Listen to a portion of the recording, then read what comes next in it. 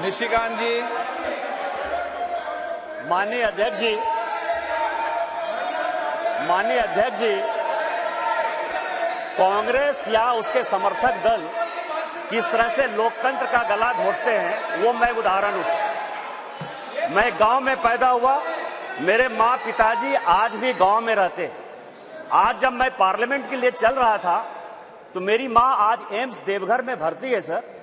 उसने मुझे फोन किया कि बेटा यदि पार्टी तुमको मौका देती है तो आज इस बिल के बारे में जरूर बोलो। और इसीलिए कहा उसने कि जो महिला है सर, आज यदि सारे पुरुष यहां मौजूद हैं उसका कारण महिला है। यदि महिला नहीं होती तो पुरुष का कोई एग्जिस्टेंस नहीं होता। और आज चूंकि कांग्रेस की गलतफहमी है, गलती है सर, और ये जितने अपोजिशन के लोग हैं वो इतने वर्षों तक इस बिल को लेकर नहीं आए। हमारे माननीय प्रधानमंत्री जी ने ये नैतिक साहस दिखाया, हमारी पार्टी ने ये नैतिक साहस दिखाया। आज हम बिल लेकर आए हैं कि इनके पेट में दर्द हो रहा है सर। हम वर्षों से सुनते रहे सर कि जननी जन्मभूमिश्च स्वर्गादपि गरीयसी, यत्र नार्यस्तु पूज्यन्ते रमन्ते तत्र देवता। लेकिन क्या हुआ? इस देश में महिलाएं स्कूल एजुकेशन के लिए परेशान थी। जब तक माननीय अटल बिहारी वाजपेयी जी की सरकार नहीं आई, सर्व शिक्षा अभियान इस देश में नहीं आया, महिलाओं का जो है शिक्षा का लेवल नहीं बढ़ पाया सर। महिलाएं यदि बच्चियां स्कूल जाती थी तो उनको जो है खाना बनाकर जाना पड़ता था सर। और इसको जब हमारे प्रधानमंत्री जी ने देखा तो मिड डे मील स्कीम जब तक कि सरकारी स्कूलों में लागू नहीं हुआ तब तक महिलाओं की संख्या, बच्चियों की संख्या नहीं बढ़ी सर। और उसके बाद जो सबसे बड़ा प्रॉब्लम था, इस देश के प्रधानमंत्री ने जो सबसे बड़ी बात की कि उनको सम्मान दिया सर। सारे स्कूल में, स्मृति ईरानी जी उस वक्त एचआरडी मिनिस्टर थी, सारे स्कूलों में शौचालय बनाकर महिलाएं कैसे अच्छा से पढ़ेंगी, बच्चियां कैसे आगे बढ़ेंगी, उसी का ये उदाहरण है। और उससे आगे बढ़कर आज जो कल से लेकर परसों से लेकर माननीय प्रधानमंत्री जी लगातार बोल रहे हैं कि सही समय है, यही समय। और इसी समय पर आज ये ऐतिहासिक सेशन बुलाकर माननीय प्रधानमंत्री जी ने महिलाओं को जो सम्मान देने का काम किया, उसके लिए हम भारतीय जनता पार्टी के कार्यकर्ता गौरवान्वित हैं। और हम उनका जो है आदर और नमन करते हैं कि उन्होंने महिलाओं को आरक्षण देने का फैसला किया। सर मैं पढ़ रहा था, काफी बातें कही, मैं केवल 2-3 चीजें बताना चाहता हूं, फिर अपने विषय पर आऊंगा सर। ये देश इस संविधान से चलता है और इसका आर्टिकल 82, मनीष तिवारी जी यहां बैठे हुए हैं, कल से लगातार वो संविधान की बात कर रहे हैं। अभी सोनिया जी ने भी बोलते हुए बातें कही कि अभी क्यों नहीं लागू कर दिया, कब से लागू कर देंगे। ये देश संविधान से चलता है। मैं आर्टिकल 243D और आर्टिकल 243T, जिसके लिए कि उन्होंने बड़ा अपने आप को गौरवान्वित महसूस किया कि हमने पंचायत में जो है महिला रिजर्वेशन लागू किया, बड़ा अच्छा किया। लेकिन यह आर्टिकल में 243D और 243T हमने तो नहीं दिया। आप दोनों को पढ़ लीजिए, 243D और T क्या पंचायत में किस तरह से रिजर्वेशन होगा और म्युनिसिपल कॉर्पोरेशन में किस तरह से रिजर्वेशन होगा। आपने उसके लिए कभी ओबीसी की बात तो नहीं की। यदि इस आर्टिकल में यदि आपने डाला होता ओबीसी की बात तो आप जब करिए बहुत अच्छा, इतने वर्षों से आपको नहीं दिखाई दिया। उसी तरह से 1947 से लेकर 49 तक ये पूरा संविधान सभा चलता रहा। परसों से यही भाषण सुन रहे हैं सर। इस कॉन्स्टिट्यूएंट असेंबली से लेकर 1952 से लेकर आज तक चुनाव हुआ, कभी किसी ने राज्यसभा में रिजर्वेशन की बात नहीं की, विधान परिषद में बात नहीं की। आज भी राज्यसभा में शेड्यूल कास्ट और शेड्यूल ट्राइब को रिजर्वेशन नहीं है, विधान परिषद में शेड्यूल कास्ट शेड्यूल ट्राइब को रिजर्वेशन नहीं है। आप कौन सी नई बात केवल पॉलिटिकल एंगल के लिए ले आते हैं? आपने जब नहीं किया, जब तक आज तक जो है भारत के संविधान में यह कहा गया कि राज्यसभा में कोई रिजर्वेशन नहीं होगा, विधान परिषद में कोई रिजर्वेशन नहीं होगा। और जब माननीय प्रधानमंत्री जी और भारतीय जनता पार्टी इस बिल को लाती है तो आप कहते हैं राज्यसभा में रिजर्वेशन नहीं है, विधान परिषद में रिजर्वेशन नहीं है।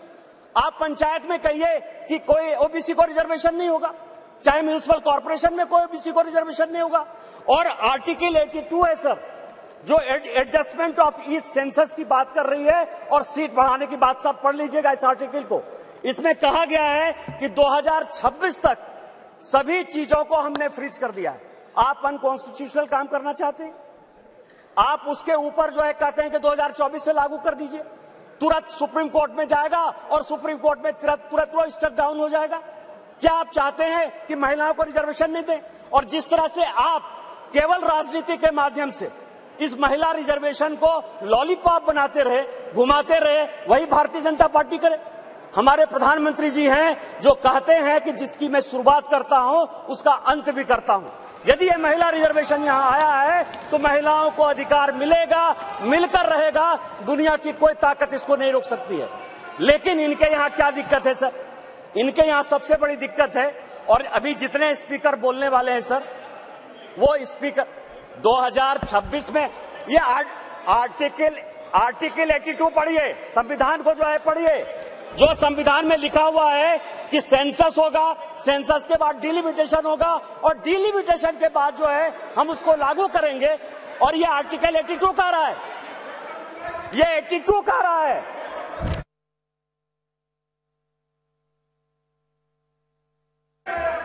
सर पूरे देश दुनिया में कोरोना के कारण लोग मरे, माननीय प्रधानमंत्री जी के कारण आज 140 करोड़ लोग बच गए। इस पार्लियामेंट को चलाने में आप जैसे लोगों को क्या समस्या होगी सर? लोकसभा, राज्यसभा, लॉबी, सभी जगह सांसद बैठकर कानून पास करते रहे।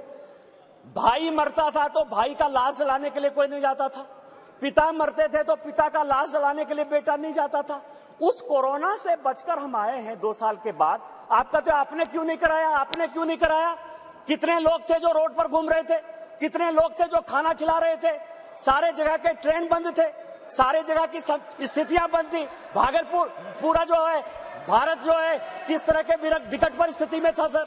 माननीय प्रधानमंत्री जी 140 करोड़ लोगों को बचा के लाए हैं, और सेंसस जो संवैधानिक चीज है उसको जब हम लागू करेंगे तो ये लागू होगा।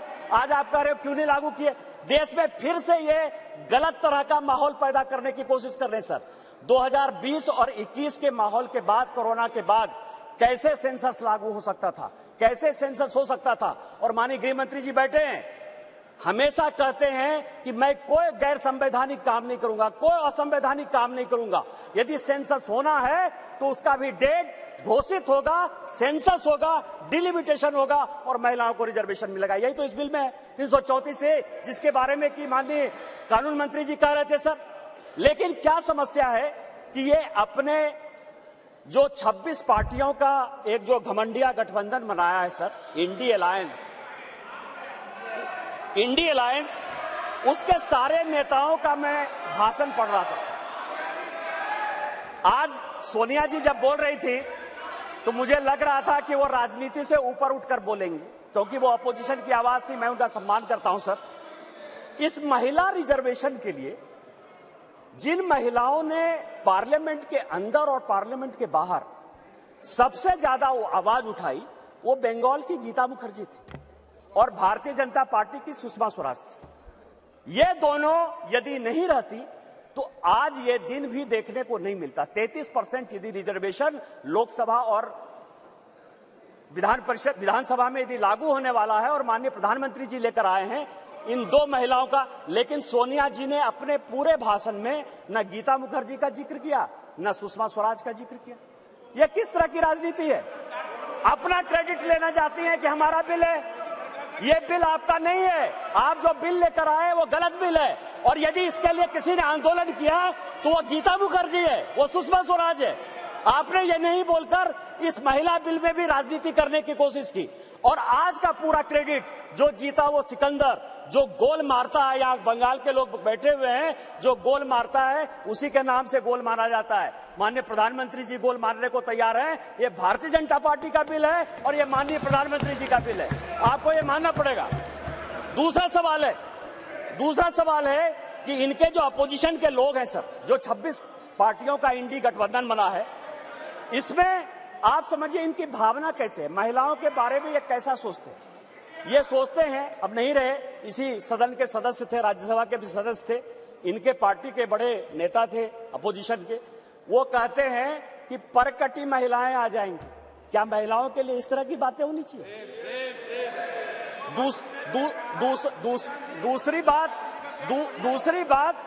दूसरी बात जो है, ये दूसरे नेता जो है 2011 में मैं अध्यक्ष जी आपको दो कहानी बताना चाहता हूं, और ये वर्षों से मेरे मन में था। इस पार्लियामेंट में 2 बार संजोग से मैं 2009 में सांसद बनकर आया, अनुराग ठाकुर जी से लेकर राजनाथ जी सबों के साथ काम करने का मौका मिला सर। 2011 और 2013 में 2 भयंकर घटना हुई इसी वेल में। 2011 में जब 2010 में यह बिल पास हो गया राज्यसभा में, और जब यहां 2011 में जिसको कि ये लागू नहीं करना चाहते थे बिल लेकर आए, और जब बिल उधर से इंट्रोड्यूस हो रहा था तो इन्हीं के सहयोगी दल के सांसदों को इसी कांग्रेस ने इसी बिल में पीटा सर। 2 बिल था, एक महिला रिजर्वेशन का 2011 में, और 2013 में प्रमोशन इन रिजर्वेशन। और प्रमोशन इन रिजर्वेशन में मैं जब बात करूंगा तो ये पूरे के पूरे बेंच खड़े हो जाएंगे सर। यही वी नारायण स्वामी बिल को पेश कर रहे थे, समाजवादी पार्टी के यशवीर सिंह, शेड्यूल कास्ट थे सर, ये कहते अधिकार की बात, शेड्यूल कास्ट शेड्यूल ट्राइब की बात करते हैं सर। यही यशवीर सिंह यहां पार्लियामेंट में उस तरफ से गए, वी नारायण स्वामी का उन्होंने बिल खींच लिया। इस पार्लियामेंट में, इसी लोकसभा में सर, सबसे पहले बिल में यदि उसका कॉलर पकड़ने के लिए कोई आया तो यही मैडम श्रीमती सोनिया गांधी जी थे सर। और नीरज शेखर वहां खड़े थे, मुलायम सिंह यादव बाहर थे, और मैं वहां से कूद कर टेबल पर आया और मैंने कहा कि आप यहां की तानाशाह नहीं है, आप यहां की रानी नहीं है, इस बेल में आप मारपीट नहीं कर सकती हैं। और इनके जो इतने लेफ्टिनेंट थे, बिलास मुतेबार से लेकर सबों ने उनको पीटा। ये दोनों घटनाएं जो है, चाहे महिला रिजर्वेशन का हो, चाहे ये प्रमोशन इन रिजर्वेशन का हो, ये पार्लियामेंट है सर, सबको सत्य बोलना चाहिए। और मुलायम सिंह यादव ने कहा यदि बीजेपी नहीं होती तो आज के डेट में हमारे सांसद नहीं बचते। आपने तो सांसदों की हत्या करने की कोशिश की, और उसी दल के साथ, उसी 26 दल के साथ ये आए हैं जिनका की मानसिकता ही नहीं है कि महिला को रिजर्वेशन मिले। चाहे वो राष्ट्रीय जनता दल है, चाहे वो समाजवादी पार्टी है, चाहे इनके सारे मुस्लिम एमपी है, चाहे कोई भी पॉलिटिकल पार्टी जो इनको सपोर्ट कर रही है सर, और उन्हीं के दबाव में ये कानून के विरोध में जाकर, इस संविधान के विरोध में जाकर, और उसके सारे उदाहरण है कि 96 से लेके आज तक क्यों नहीं लागू हुआ, उसी के कारण ये कभी ओबीसी रिजर्वेशन की बात करते हैं, कोटा विद इन कोटा की बात करते हैं, राज्यसभा में जो है उसको अधिकार देने की बात करते हैं, विधान परिषद में क्यों नहीं रिजर्वेशन दिया उसकी बात करते हैं, फिर वो बात करते हैं कि 2024 से क्यों नहीं लागू होगा। इनको सब कुछ पता है, ये देश संविधान से चलता है। हम एक गरीब परिवार के बेटे होकर इस पार्लियामेंट में आए हैं सर। जैसे मैंने बात कही कि मेरे माँ पिताजी आज भी गांव में रहते हैं। यदि बाबा साहब अंबेडकर का यह संविधान नहीं होता, भारतीय जनता पार्टी नहीं होती, उस दिन भी मैंने कहा कि आपने गांव नहीं देखा है, गरीबी नहीं देखा है, महिलाओं की स्थितियां नहीं देखी है। आपने जो जो कानून पास किए वो महिलाओं के खिलाफ है। यदि 498 आपने पास किया जिसका आप क्रेडिट लेना चाहते हैं, तो उसमें से है पुरुष से ज्यादा महिलाएं ही जेल में बंद हैं। डॉरी के केस में जिस तरह से आपने बनाया, आज यदि आपने कई एक कानून ऐसे पास किए हैं जिसमें लोग महिलाओं को नौकरी देने के लिए तैयार नहीं होते हैं, आपने महिलाओं को रोकने का प्रयास किया, महिलाओं को बढ़ाने का प्रयास नहीं किया। और हम जो बिल लेकर आए हैं, जो माननीय प्रधानमंत्री जी के नेतृत्व में ये इतिहास रचने जा रहा है, और ये जो ऐतिहासिक पल है, और स्पीकर साहब आपके जीवन का जो ऐतिहासिक पल है कि उस कुर्सी पर आप विराजमान हैं, जिस पल में ये इतिहास बन रहा है वो केवल और केवल माननीय मोदी जी की देन है, भारतीय जनता पार्टी की देन है। हम संविधान सम्मत काम करते हैं, और मेरा सबों से आग्रह होगा कि दल पार्टी से ऊपर उठकर जो ये संविधान आर्टिकल 82, 243D और 243T जिन आधार पर यह संविधान चलता है,